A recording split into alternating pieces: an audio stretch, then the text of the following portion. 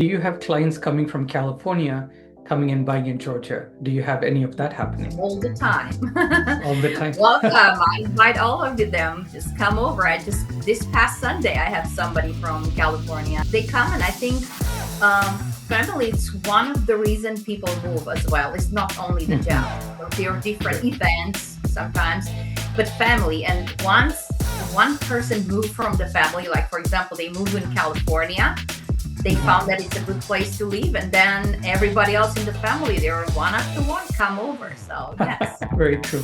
What we're going to do, and I need your help with this, in the comment section after we're done, please enter your contact information.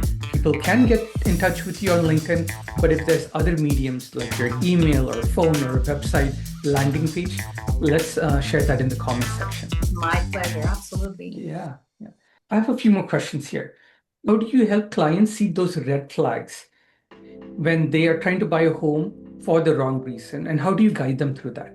Truly and honestly, for my personal, when I talk about me, what I have, listening to somebody deeply on everything, what or the reason, why or you're interested actually moving or purchasing a different house, because that will tell exactly how the story is going for them. And you're having the ability, as an agent, I have the ability to really guide them to the right house.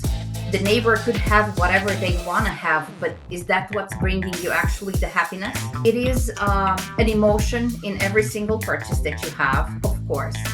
And I understand that we are having, that's what drives the life, actually, the hope. It's not the one that it's actually giving you to the destination.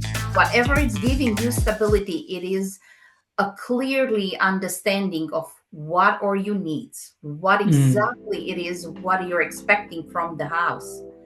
It doesn't matter how big the house your neighbor has or whatever you can do or they have. Your life is not based on that one. So that's where it comes actually in place.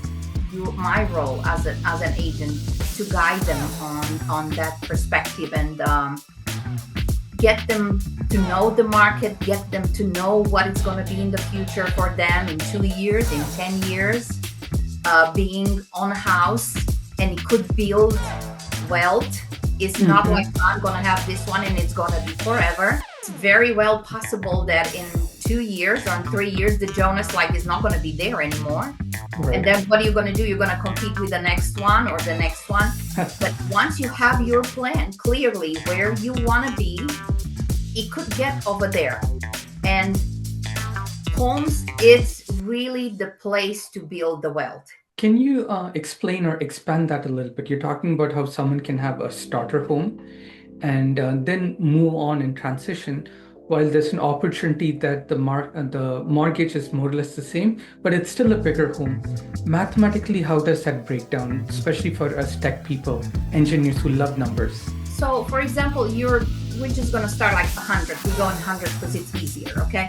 You're going with 100,000 home, and your mortgage, it will be around probably 980, 1,000 a month. In 4 years from now, that is going from 100,000 to be 130,000, 140,000 already. So you're selling the house and you're getting already a down payment for the next home that you're having. That will be like 40,000 probably. So now you can afford actually the next one to be 180,000. But you came from something that was 100,000 just 4 years ago, and you have exactly the same mortgage, because a down payment of 20% right now, it will make the mortgage staying exactly what it was when you have like a smaller house.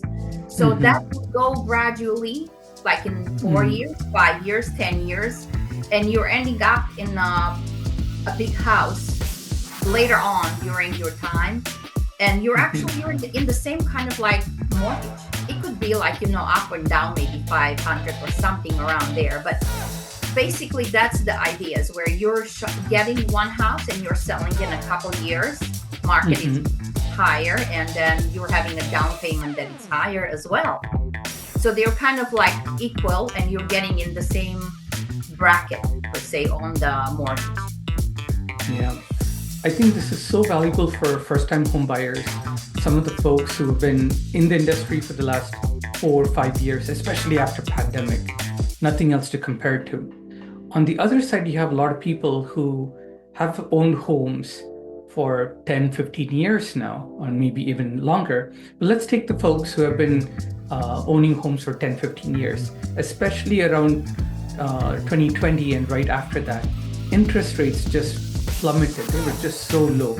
Never ever that low. Maybe perhaps will never be that low ever again. So I think a lot of homes have been locked because they are anchored with the low interest rate.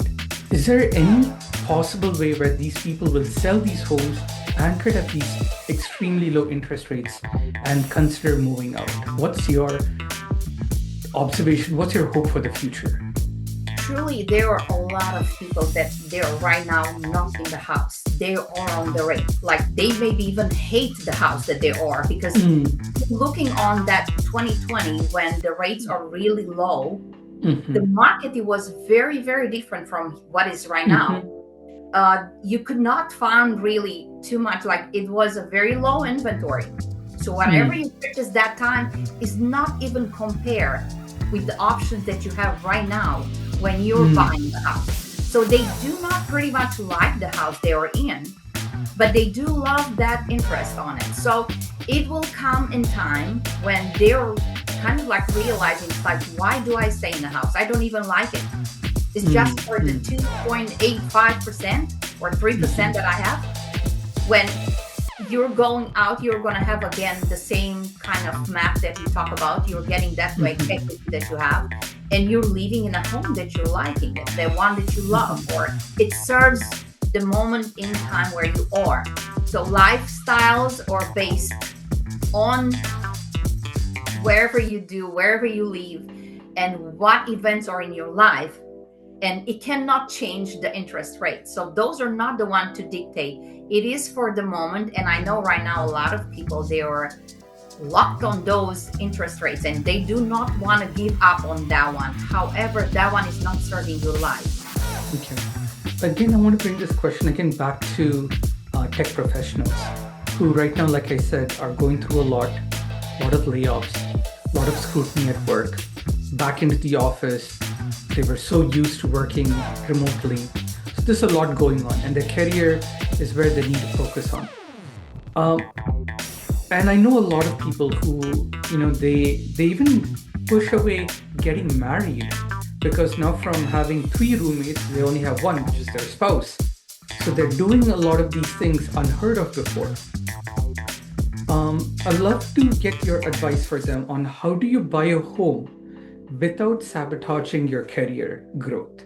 So what have you seen happen? And you have obviously been a successful professional realtor. What advice do you have for them to balance the two? They don't have to go in a competition, one with the other. That's the word. They can go actually in a partnership. That's how you have to look when you think about home and building the wealth and building the career. They have to go somehow together on it. So based on that ideas, you make smart decision, and you're going, again, we go talk about how you're going to plan that with the financial planner, and everything goes through there, because you can have like I don't know, 50,000, 100,000 a month, and you can be broke because it depends on how you spend those money. Those decisions has to be made smart, strategically, and then when you're doing that partnership of how you're growing your career and you have the ability of having a house, they're going hand in hand. The home, it's giving you more than just a place to live. It's giving you the peace of mind, the stability that you have, and you can grow even better on that kind of environment on your career.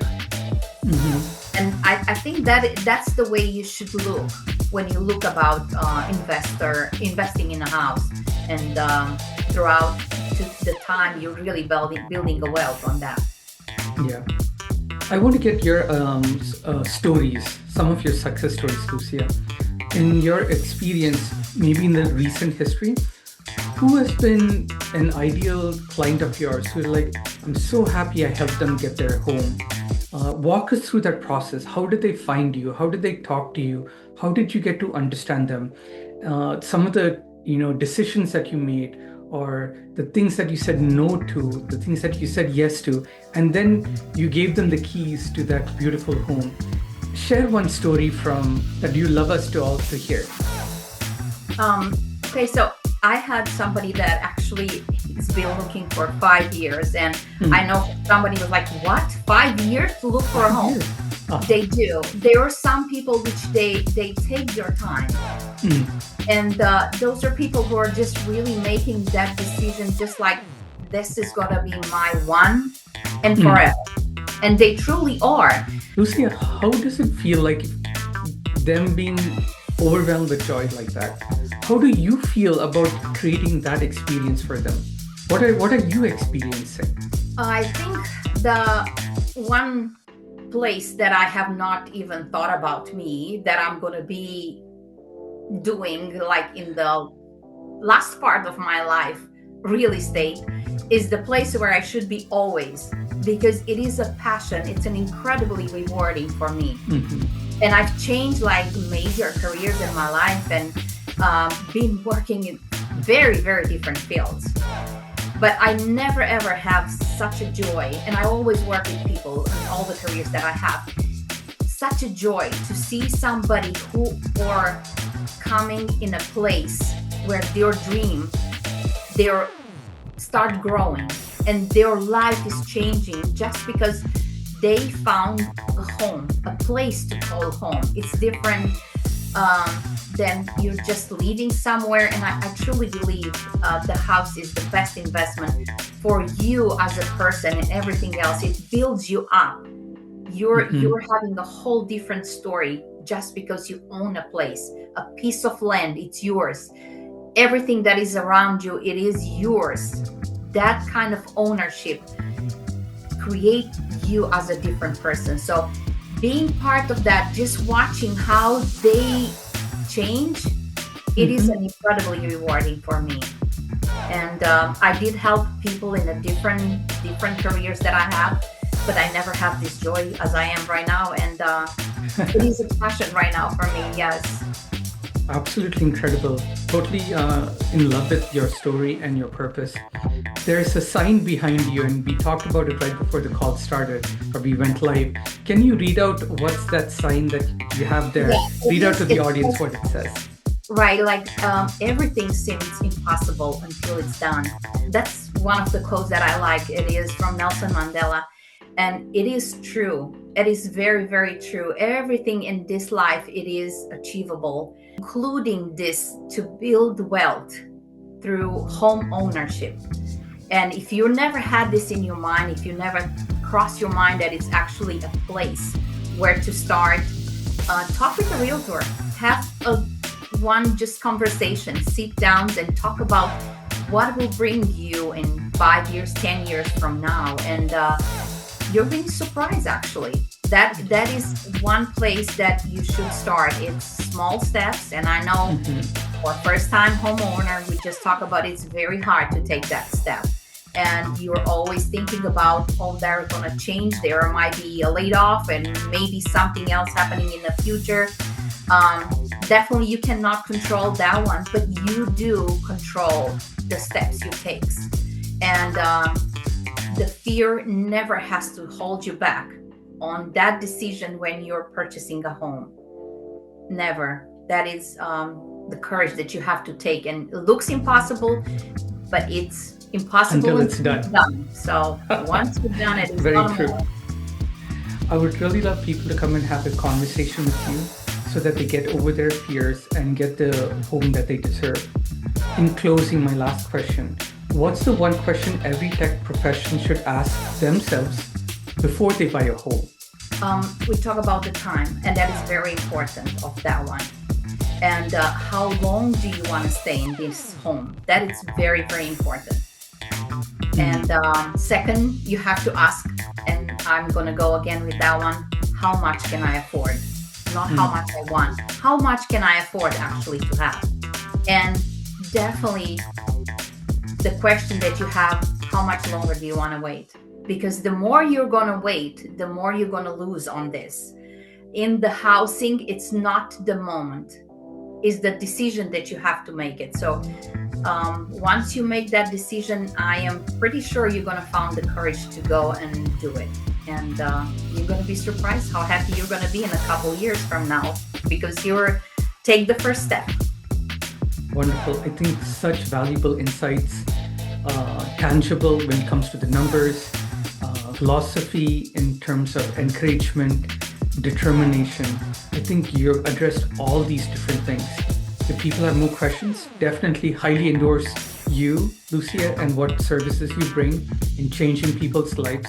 So I'd love people to come and talk to you about it, especially tech professionals who can analyze and get paralyzed by not making a decision forever. Hopefully not 5 years long, shorter. Thank you so much. Any closing thoughts or comments before we go offline?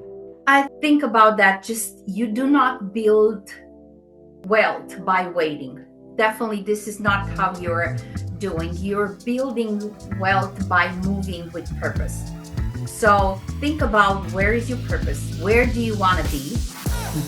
And I'm very sure you're going to find the answer, because everything seems impossible until it's done. So that's my last thought. And I think I would love to help anybody who wants to move to Georgia. Fantastic. Thank you, Lucia, so very much. Yes. There's so many things that we can talk about. Love to have you here live on LinkedIn in 2026. So to your viewers, to you, your family, loved ones, happy holidays. Wishing you greater success going forward. And thank you, everyone. Those of you who stayed the whole length of this live recording, thank you so much for your support. And those of you, I know you're busy, but you do watch it and you share your insights and your comments with me later. Again, can't thank you enough for your support. Means the world. Wishing you all greater success and joy. Thank you. So I asked, here's the topic. Here are the details about the guest. Give me 8 hard-hitting questions to ask that tech professionals don't want to hear. They don't like hearing it, they don't want to hear it, but they know that they need to hear it and it will help them. So the things that they're running away from, give me 8 hard-hitting questions and cascaded questions around that. And then we'll have a conversation. Because think about it, right? Like, we serve people, we help people, or if you're in tech company, pharmaceutical, agriculture, healthcare, doesn't matter. You deal with people. And there are things that people don't want to hear, or like this, like, oh my God, I have to deal with this one customer, I don't like it. But then you have to deal with it. You can't run away from it. So let us face it. And in this case, in a safe environment, you and I, we talk about these questions. And so others feel like they are asking the questions that I'm afraid to ask.